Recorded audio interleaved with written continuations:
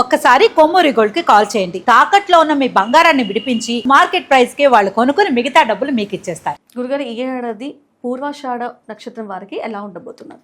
పూర్వాషాఢ కూడా మొత్తం 4 పాదాలు కూడా ధనుర్రాశిలోకి రావటం అనేది అయితే ఉంటుంది. అయితే పూర్వాషాఢ వారికి అయితే కనుక కొంతవరకు శుభకార్యాలు జరగటం అనేది, తర్వాత ఇప్పటిదాకా వాళ్ళకి ఏదైనా సరే సంతాన యోగ్యత లేకపోతే సంతానం, తర్వాత పిల్లల పరంగా కూడా ఏమైనా సరే శుభవార్తలు వినటం, కానీ ఖర్చులు మటుకు ఊహకి అతీతంగానే వెళ్ళిపోవటం అనేది, అంటే ఇక 100 రూపాయల మించి ఖర్చు అవుతున్న చోట 200 దాకా కూడా ఖర్చు పెట్టవలసిన పరిస్థితి రావటం.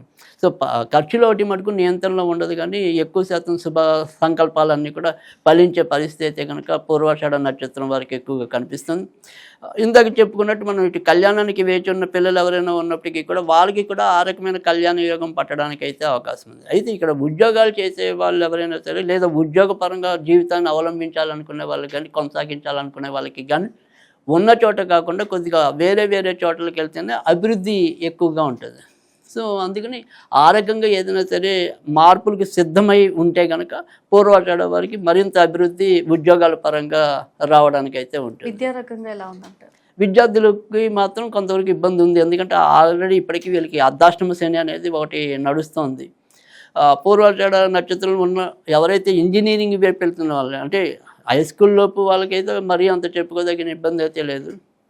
బట్ ఇంజనీరింగ్ కన్నా కూడా ఎవరైనా సరే మెడికల్ సైడ్ కానీ, లేదా సాంకేతిక విద్యకు వ్యతిరేకంగా ఉన్న వాళ్ళు ఎవరైతే ఉంటారో అతీతంగా, అలాంటి వాళ్ళకి ఇంకొద్దిగా మంచి ఫలితాలు రావటానికి ఉంది. బట్ ఇంజనీరింగ్లే చదువుతున్న వాళ్ళు అయితే మాత్రం బాగా కొద్దిగా కష్టపడాల్సిన అవసరం అయితే ఉంది. వివాహకంగా ఎలా ఉందంటారు? అంటే వైవాహికంగా విషయాల్లో అయితే కనుక భార్యాభర్తల మధ్య చిన్న చిన్న వాగ్వివాదాలు వచ్చినప్పటికీ కూడా మళ్ళీ తొందరగానే కలిసిపోయే పరిస్థితి అయితే బాగానే కనిపిస్తుంది. సో మూలా నక్షత్రం వాళ్ళు ఈ విషయంలో కొంత జాగ్రత్తగా ఉండాలి, కానీ పూర్వాషాఢ ధనురాశి అవడానికైతే మూలైనా కానీ పూర్వాషాఢైనా కానీ పూర్వాషాఢాలు ఇంకొద్దిగా మంచి ఉంది. వీళ్ళు ఎలాంటి రత్నంని ధరిస్తే మంచిది అవుతుందంటారు? సో పూర్వాషాఢకి వజ్రం చెప్తుంది జనరల్గా.